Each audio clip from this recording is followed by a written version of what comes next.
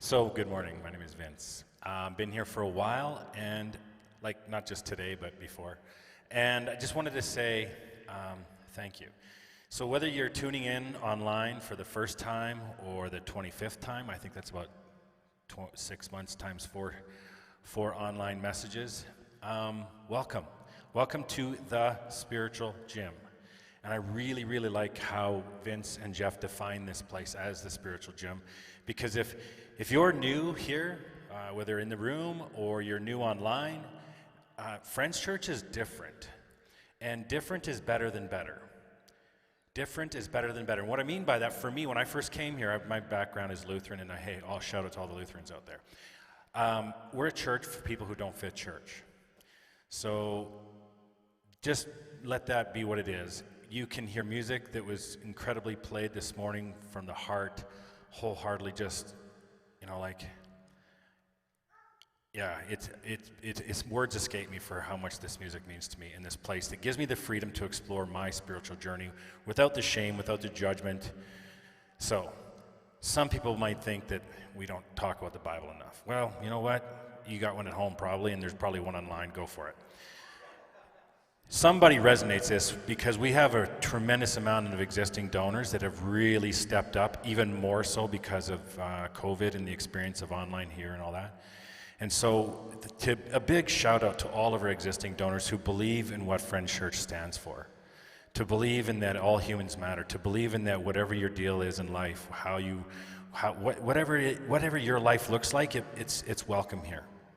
So those donors that are out there contributing consistently on pre-authorized giving and donations, one-time donations, time and energy, thank you, thank you, thank you. And if Friends Church is a place that is meaningful to you, and you've never donated before, that's cool. And if you want to, the easiest way is on our app, and if you don't want to download the app because you think cell phones are the devil, that's cool. Some people are out there. We can do it online. And however you want to do it. Pre-authorized giving just makes it easier for budgeting, but if you just want to drop $1 million on a one-time donation, that's cool too. We won't shame you for that. Okay, so thank you very much. It's really, really simple. Technology's got to be our friends here because there's no black box, there's no silver tray that floats around. So if this place means something and it makes an impact in your life by contributing, not only does it make Friends Church work, it allows us to make an impact in the community. And I know Vince and Jeff and the rest of the team are big on that. Lastly, connection's a big deal, right? Human connection's a big deal. And we're wired for human connection. And so we got to figure out a different way to connect if we just don't all show up on a Sunday. So back to the app, for those who are cool with the app, is there's a little connect button at the bottom, and it allows you to click that and click it, and you'll see a little contact card. Fill out that contact card, and you can, you want to hang out, you want to play pinochle or lawn bowling, or you want to hang out with one of the pastors and just kind of offload some stuff that's been real heavy on in your life. That app gives us permission to connect you with them, to connect you with others in the organization that, hey, maybe you just want to go for a hike, whatever it is, or you want to participate in any other way. That app is really, really helpful. Like I said, we got to leverage technology to stay connected. Humans aren't designed to stay in a little house at home and just kind of lock up. That's not cool. We're going to lose our minds doing that. So I love you. Welcome. Here to work out. I have some insights onto my brother Vince. He's not my real brother, but his message today. Today you better bring your bench press muscles in because he's going to rock it. Vince is one of our coaches, and so before I stand up here and bare my soul to you all, I bare it to him, and then he tells me, Vince, you're crazy, you can't say that. And then I edit all that out, and I make it make sense, right? You know what, Friends Church, the organization, is powered by volunteers, and we have some insanely good volunteers. The band, the tech team, the check-in hospitality people, the kids program, Switch, they did a big fall retreat out at a thing. Can we just give a huge round of applause and everyone online for all the volunteers? This place would not happen without you, so thank you, thank you. Today I want to start my message with a moment, not last week, but the week before. It was one of those moments that you just, you're sitting there and going, oh, geez, of all the times, how could this happen? I know you guys remember that Carmen stepped down from running the kids program, and he did a great job, but he just wanted to focus on teens and do something else. And so we hired this incredible person. Her name's Tara. If you haven't met her yet, she's running around with kids right now having a blast. And she's been amazing, but we literally hired her, and then like a week later, the COVID thing hit. And I was like, oh, by the way, remember what we hired you for? Yeah, that's not anymore. And so we've been in this weird middle place, and we started to just finally open up the kids again, right? Schools are opening up. We can do this. It's starting to work. We're getting more and more kids out. They're having a blast. I don't know. There's something about kids screaming and yelling and fun in a church that just puts a smile on my face. I think that's like when I was growing up, no playing in church. Church and fun were bad. You couldn't put those together. So when I hear kids playing, I'm just like, bring it. So we're having this momentum growing. These kids are starting to have fun. We're getting too many kids signed up. We're having issues with we don't have enough space. And we're just kind of getting the plane off the runway. And Tara walks into my office on a Tuesday morning. She's like, full disclosure? I'm like, oh, geez, now what? She's like, yeah, I woke up with a sore throat this morning. It's like, oh, shoot me now, right? Yeah. How much of our lives right now is that, things are starting to move along, and then something comes along and just takes you out, right? You think, okay, I'm just going to take a road trip to Edmonton, and then you get a flat tire, and you're going, oh, for the love of, or you go to start your car, and nothing happened. You turn the thing. We found some cheap projector bulbs, tried to save some money. So if you can't see the projector really well, it's because we bought some cheap projector bulbs. But we're smart about it, right?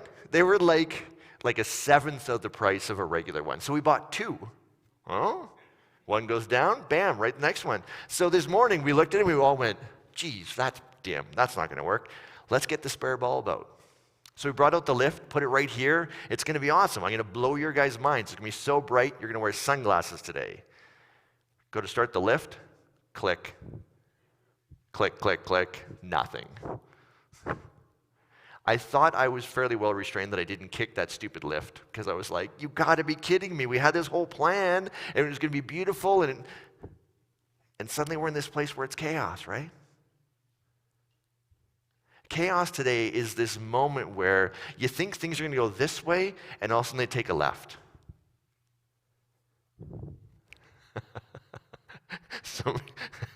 Somebody just made a subtle motion to me of their left, and sorry, it just cracked me up. But, your kid wakes up with a sniffle. You're like, I have a busy day. I knew what I was going to do, and suddenly now I'm going to be homeschooling. I have to do this whole thing. You have this big project you're doing at work, and suddenly they're saying, wait a second, we're laying people off now.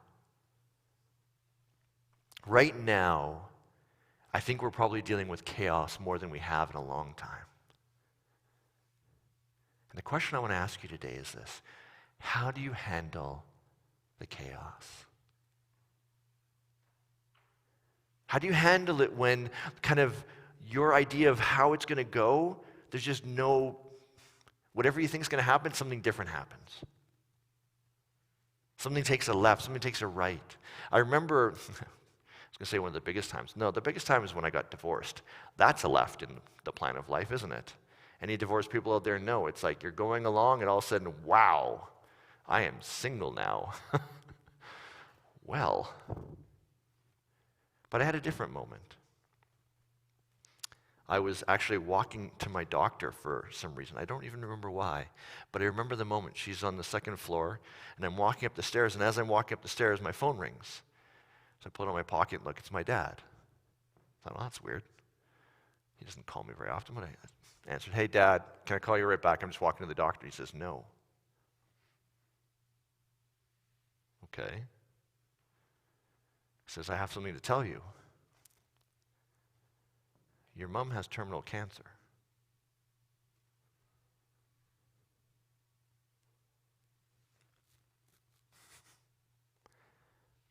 My life was going this way, and now it's going this way.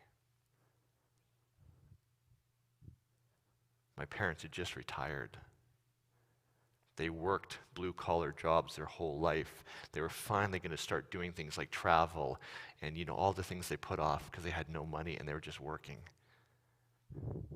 In the year that they retire, my mom gets terminal cancer. So this story is going to be about me, but please, my parents' lives, talk about chaos. Talk about you think you know where your life's going to go, and suddenly everything's going left. I remember being in the doctor's office. I happened to fly back during the worst of it, and we put my mom in this brace so they found out she had cancer because she broke her neck from washing her hair. She was washing her hair, and all of a sudden her neck just snapped. Obviously not normal. The kind of cancer she had degrades her bones. Your bones slough, and then they rebuild. The cancer that she had stops the bones from rebuilding. So she just kept breaking more and more bones.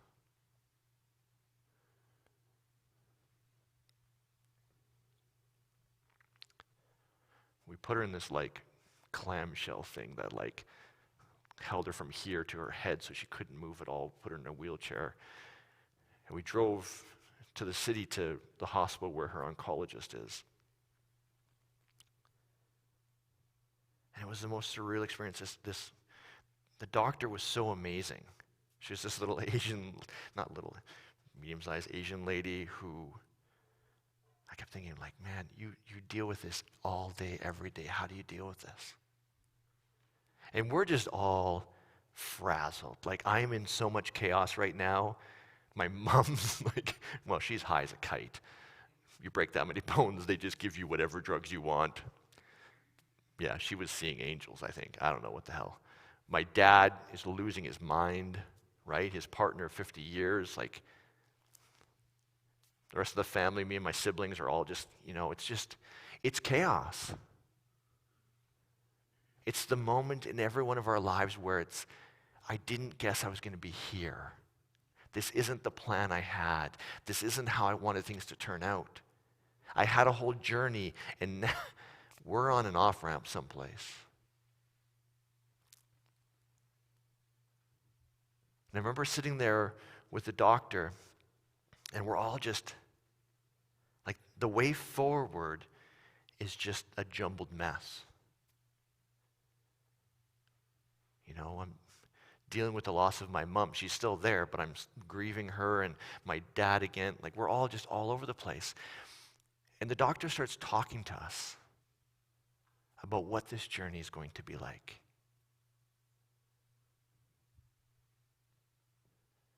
And it was fascinating to watch. At the time, I was so head up my butt, there was no insight. There was just emotions and moments and freaking out. But as I looked back, I was amazed at how we as a family, each one of us reacted so differently to the chaos. We weren't even aware of what we were doing, but it was like there was this moment, and some of us were going this way, and some of us were going this way. And the thing I want us to reflect on today is, how do you react to chaos in your life? Someone said recently, I'm going to paraphrase them, chaos is not optional. It's going to come. I'm just looking at people saying, I've had my third outbreak lockdown already from COVID, right? The number of things that are going to create chaos, we can't control that. So that's going to happen. How are we going to react to it?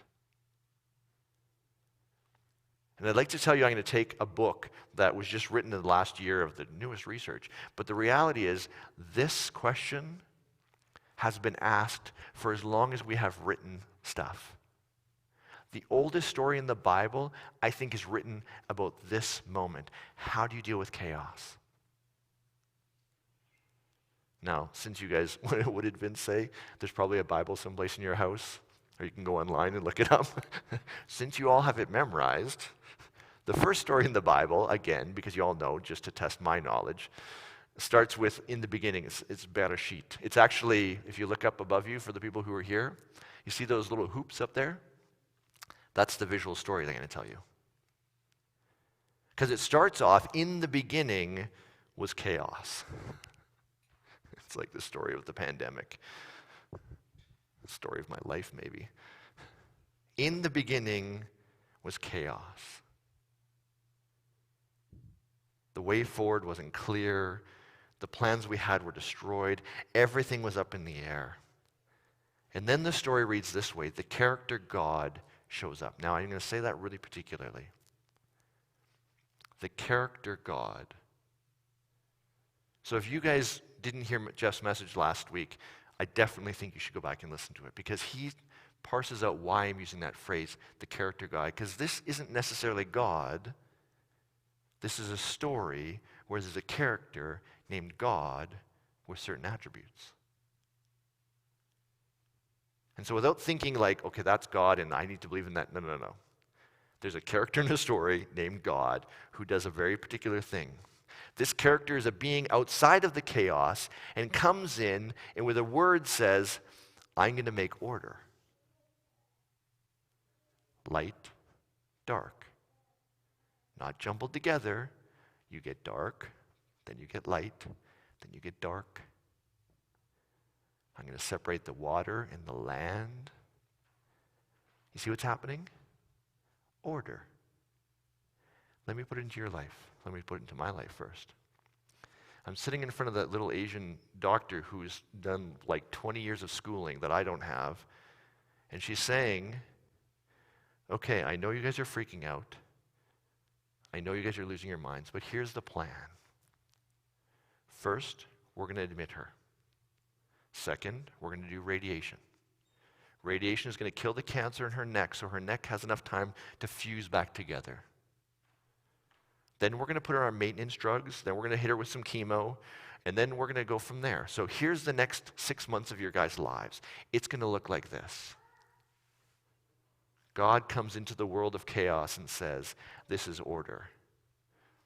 COVID hits, and you go online and you look up Henshaw's little brief of the day, and she says, here's what we're going to do. It's all external order that creates a pathway through chaos. Sometimes we call it fate, kismet. Everything happens for a reason.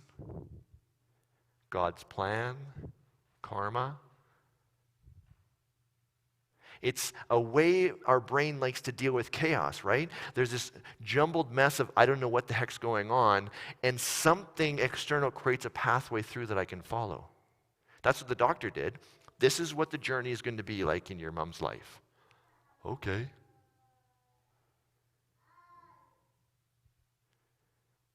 Here's the problem.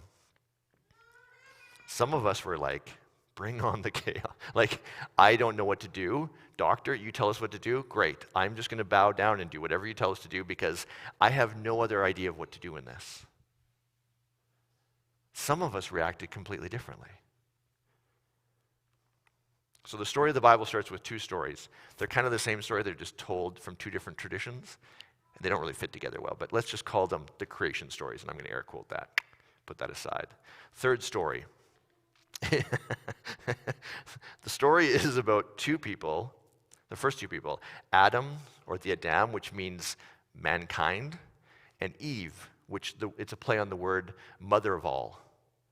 So all of humanity is sitting there represented by two people. Things are going a little bit smoother, right? Still some chaos, but hey, things are going okay. And then the character, and this is why I want to say character God shows up. Because the character God does like the meanest thing you could possibly do. He says, okay, so everywhere you look, have at her. There's trees with fruit on it, there's vegetables, there's blah, blah, blah. Enjoy. But I'm just going to make this one tree right here. It's going to taste better than every other tree. It's going to fill you up more than every other tree. It's going to smell better than every other tree. And oh, by the way, it's going to give you the secrets of life. But you can't eat it. It's right here, though. but you can't eat it. I used to have a dog that loved popcorn.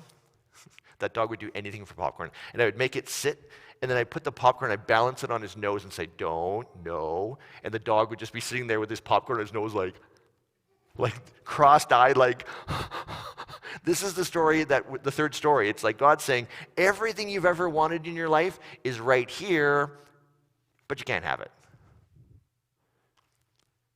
God is sadistic then, or he likes to mess with people,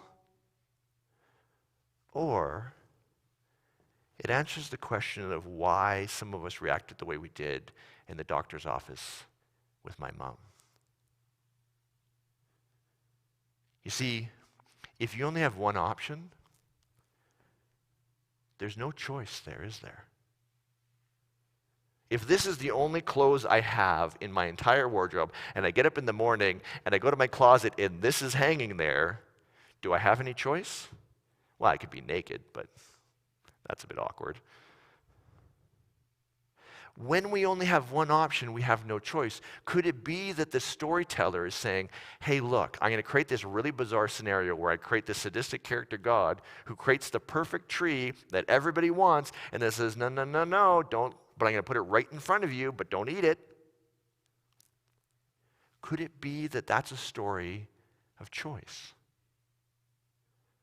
You can do what I tell you to do, or you can blow it off and eat the tree. You see, that's the way some of us like to deal with chaos. We're sitting in the doctor's office. My mom's in a clamshell in a wheelchair, high as a kite.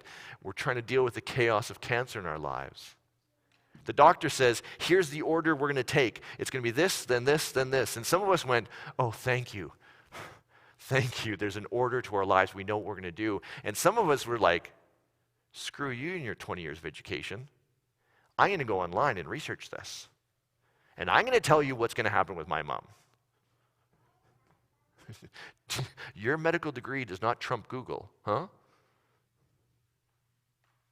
Do you see how different that reaction is?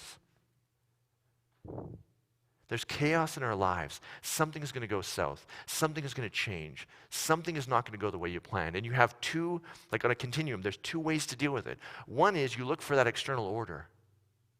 Something outside of me, please tell me what to do.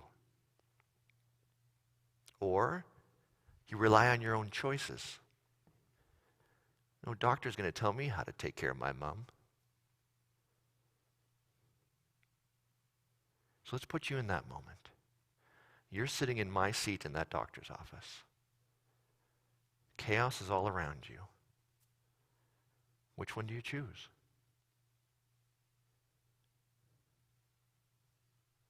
Do you follow what the doctor says? Do you make your own choices? What's your preference?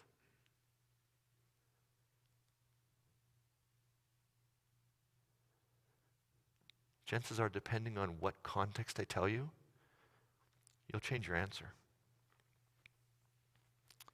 When I first started putting a little bit of money in RSPs, the stock market, which is chaos defined, right? And little Vince with my $50. I didn't know what the heck I was doing. It's chaos over there. So I hired someone. Gave them my $50. They put it in some black box and possibly it made or lost money. Who knows? I didn't even check my statements because what do I know? A couple years ago, and I knew this was going to happen. Also, I got obsessed with reading about investing. Read every book I could, researching online, you name it. And suddenly, I had a choice of how I was going to handle the chaos of the stock market. And I promptly went and got my money from my investor. I took care of it myself. Choice. Which one you deal with, which choice you're going to make, whether you prefer external order, whether you prefer to follow the guidelines of Henshaw, whether you want to follow the guidelines of the world, whether you want a book that explains why your relationships are struggling the way they are, whatever external system that you want, there's times when we want that. Just give me a bloody path through the chaos because I can't take it. And there's times when we want a choice. No. I pick. I'll take the consequences. Do you know which one you prefer where?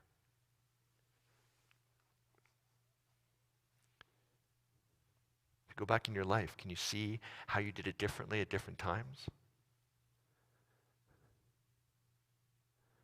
Early part of my marriage, I was all about choice. Things start going downhill. Oh, geez, external order all day long. I literally said to my counselor, I will do whatever you tell me to do. Essentially, I said, I will give you my will. There's no longer Vince choosing because Vince's choices led to a divorce. Therefore, I'm going to use you because you know more than I do, I hope. Well, let me say it this way. I know I don't know anything. Therefore, my assumption is you know more than I do. So I'm just going to do what you tell me to do. That's external order and chaos. There's some problems, though.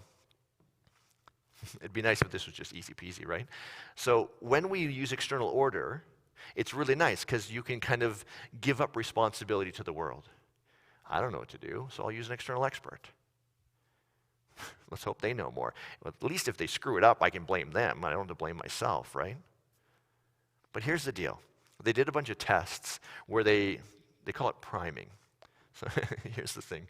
If you get somebody to read something over and over again before you get them to do something else, you can actually get them to think a little bit differently.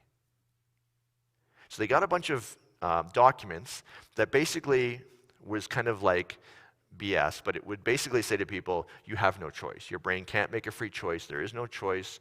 You're all chaos. The only thing you have is external order. And they kept people reading this over and over again. Then they got them to do a test. Of course, they're messing with people. It's not really about the test. What they're checking for is how they do the test. Because they made it really easy to cheat. They said, don't cheat. But it was really easy to cheat. For people who felt that they were using external order where their choices didn't matter, what do you think happened to their cheating? Went through the roof. I'm not cheating. I'm just doing what I can, right? The universe is making me do this. They wanted me to have these test answers. What they found was when we see the world through the external, or when we deal with our chaos through external order, our morality drops. It's kind of scary, isn't it? When you use this way of calming yourself in chaos, your morality tends to drop. You'll cheat more, you'll lie more, you'll take things that you maybe shouldn't, you'll be less kind, you'll be less generous. Well, that's not awesome. Okay, so let's throw it to the other side. So, using external order to create chaos has some problems. What about the other side? This whole idea of free will. You know what? I don't know how many millions of movies there are about how we deal with free will. But I was listening to a podcast, Lore, I think. He talks about, I think it's Queen E1. Don't quote me on this because I'm usually bad with names. But Queen E1 gets a reading, like a psychic reading that says, you're going to die in Saint Germain. She lives in Saint Germain. So she's like, well, fate's telling me I'm going to die, but I'm going to get away from fate. So what does she do? She moves to a new city, sets up a new palace, a new everything. She's like, nailed it.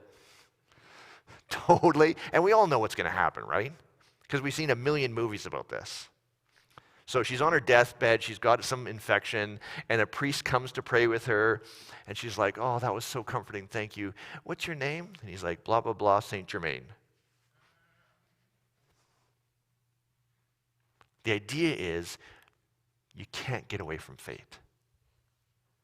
And we play with this all the time in stories, but here's the deal. There's some things that choice can't impact. The reality is, my choices didn't impact my mom's cancer, did it? I can bitch and complain. I can tell them to do all sorts of different things. The reality is, my mom's got cancer and there's nothing I can do about it. I can control my attitude. I can control all sorts of things. Choice can do that. But the reality is, choice can't change everything. And when you look at the world through choice and you say, I want to be able to change this, and it's not changeable, you go a little batty, don't you? This is me yesterday. I don't even know why. I have nothing to be home for, but McLeod Trail went from 4 lanes to 1 lane. How do you think I handled that? Thank you. Who said great? Because you're my favorite person now. No, I lost my mind. I'm like, my choice is important and you're screwing this up. When you look at the world through choice only, you get incredibly frustrated because there's certain things you can't control. There's nothing you can do. How many of those situations have happened in the last 6 months of COVID? Being sent home, laid off, job changes, change in mobility, having to wear masks, you name it, right? There's a million things. The choice doesn't impact. I think the 12-step people, man, all you 12-steppers out there, I love you guys because, man, you think about some of these things deeper than a lot of us do. Anyone ever heard the Serenity Prayer? Chantel, can you throw it up for me? Say it with me. God, grant me the serenity to accept the things I cannot change, the courage to change the things I can, and the wisdom to know the difference. Can you leave it up for a little longer, Chantel? Is that not a prayer that says, hey, there's times when I can't change anything, and there's times that I can. If you think you can change everything, you're going to go crazy. But if you think there's nothing you can do, you're underplaying your hand. The beauty is knowing the difference. When do we look at the world through an external order that creates order through chaos? Yes, doctor, that sounds like a great treatment plan. Let's do it. And when do you need to have choice? No. We're taking Mom home now. We're not admitting her. Think through your life. How often would that serenity prayer be the exact thing we all need to say? Which one do I need right now? Do I need the first story in the Bible? Something external creates order? Do I need the third story? I get to choose. Okay, let's take this to the ninja level. So I want you all to think in your head for just a second, what's your preference? For me, you know me, it's choice. Man, I think I have choice about everything. And if I don't, I get mad that I don't have choice about the thing that I don't have choice about. So this is me. Me and Els, we're in an airport. I can't remember which airport it is, and this is my version of the story. This may not be hers, but mine's better, so let's go with mine. We're there, and I think we're trying to find something. I can't remember the whole story, but there's this moment where we need something. And I'm like, babe, we need to blah, blah, blah, blah, blah. And she's like, well, let's just sit here. Somebody's going to come and take care of us and help us. And my mind literally blows up in that moment. What do you mean we're going to wait and let somebody, I got to do something.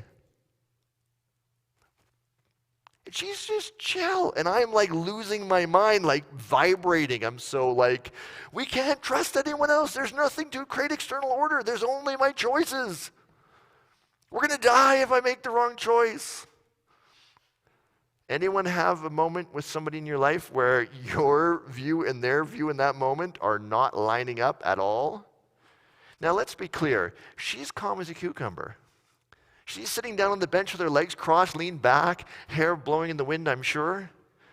I'm losing my mind. So let me ask this question, and this is the ninja question.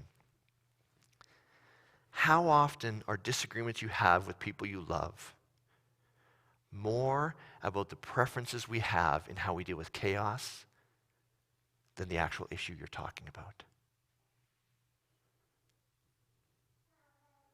Sit with that one for a second. I was at GW the other day picking up some bike parts. I was talking to Trudy, the owner. Hey, how's it going, Trudy? Good. How's everything? Oh, man. Someone was just in here. Someone wasn't wearing a mask. Somebody with a mask just started to scream at the person without wearing a mask. The person screaming back at them, you educate yourself and screw it, you're trying to kill us all and blah, blah, blah, blah, blah, right? We've all seen it in the news. Is that actually about masks? No. One saying, create external order. We wear masks. That's what we do. That makes me feel safe in the chaos of COVID. And you're effing with my safety.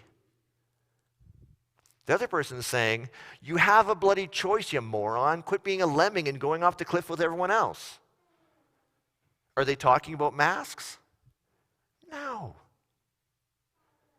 How often are the arguments in our lives less about the topic we're talking about and more about our preference of how we deal with chaos in those moments?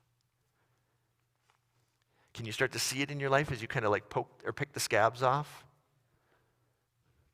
Oh, you're telling me I should make a choice and not use external order. That's what you're trying to get at. Oh, I thought we had choice here. No. All we have is acceptance. You can't change traffic, Vince. 4 lanes become 1. You can't fix that. Actually, I can. I can just drive through the barricades, right? That's legit, isn't it? I thought about it.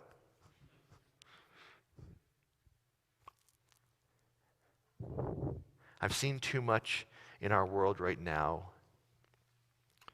where I think we're having problems understanding the conversations we're having.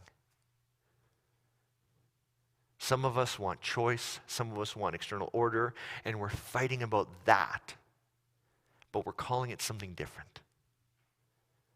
We're calling it mask wearing. We're calling it relationship stuff. This is how you handle a relationship. We call it Black Lives Matter. All of these topics, they're all important, but sometimes it's not the topic itself, it's how we choose to deal with the chaos of life. And if I can leave you with one thing today, I want you to be conscious of your preferences in moments. I want to be conscious. I want to be aware of why I'm so attached to a certain way to deal with this. My mom's got cancer, and I'm leaning towards one of these sides. If I was aware of that in that moment, do you know how much less arguments we would have had as a family?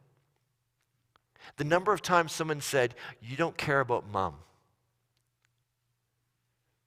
Siblings saying it to each other, family members saying it to each other, you don't care about mom because you prefer external order over choice, or vice versa. Brutal. We're watching our mom die, and we're arguing over what we think is mom's care, but really it's this. I can't take the chaos, and so I'm locking into my system, and everybody else needs to do it too, because I can't take it. Be aware. Be aware in a moment. Even as I worked on this message, the number of times me and Elle would talk about something, and I'd be like, wait a second, what am I doing here? Oh yeah, that's what I'm doing. I want choice, or I want us to do it this way. Be conscious of your preference. Be conscious of the weaknesses of your preference, right? Thinking you have no choice lets you get away with all kinds of stuff. You see this in dating all the time. Fate brought this person to me. You sure that's not just hormones? You sure that's the right person for you long term? Because I don't think you should trust that. I think you should get your brain involved and think deeply about this person. I understand that sometimes we want this, everything happens for a reason because it gives order to the world around us that just feels like too much. But understand, sometimes you don't have choice. We don't have choice. Even though it's frustrating and we're pissed about it, understand it's not the topic, it's the desire for choice that we're reacting to. And remember, if you can be ninja level, the next time you have an argument with someone, ask yourself, wait a second, what is this about? Is this about the topic that we're fighting about? Or is this about our preference of how we deal with chaos? The last thing I want to leave you with is this. Friends Church exists. This business exists. All the volunteers exist to inspire you to make your world a little bit better. We see this as each one of us going out into our lives and spreading something positive into the world. Whether it's just helping someone out or having a smile on our face or not being a complete a-hole, right? That's Friends Church. But if you notice, it depends on a certain way of looking at chaos. It says you have the ability to make a choice in your world right now to make the world heaven or hell. Friends Church exists on the belief that we have choice. Not in everything, but in a lot of places. And here's what I want to ask you to reflect on. Sometimes we hide behind this idea that there is no choice in this moment. It is what it is. I'm swept along the currents of life. Chaos is at me. There's nothing I can do about it. I'm feeling this, and my feelings are my feelings, and so I'm just going to let them out and barf them on everyone. I can't, who am I to make this choice? I can't make this choice. I'm just going to do what everything says I'm supposed to do. The store wants to sell me that, that's what I'm going to do, whatever. How often are we hiding from the power of our choice in this idea of external order? How often do we give up the power of our choice because we're not sure what to do? We're not sure where to go. We're not sure what choices to make. So today, hey, it's a 3-point sermon. I don't think I've ever done one of those before. In school, they taught me that's how you do these things. So, yeah, you guys. First thing, be aware of how you'd like to deal with chaos. Vince, all about choice. Sometimes there's no choice. Second, be aware in the moment of an argument how the other person's dealing with chaos. Is it different than yours? Is it the same as yours? Be aware of what conversation you're having, because maybe it's not about the topic, it's about your preference for dealing with chaos. And the third thing is, think deeply when you're hiding from the power of your choice. Instead of taking responsibility and saying, I do have choice here. I might not be the whole thing, but maybe I can change my attitude, or maybe I can do one thing, or maybe I can just be a little different. I say this because I want us all to change the world. And each one of us doing this stuff in our lives spreads out, and we literally have the power to make the world around us a little bit better. Thanks, everyone. Next week, we're going to talk a little bit about right and wrong, not in the way you think it is. So if you're having to deal with some of this stuff right now, I invite you to come and think deeply about questions of right and wrong, and what do we even do with that anymore. Have a great week, everybody.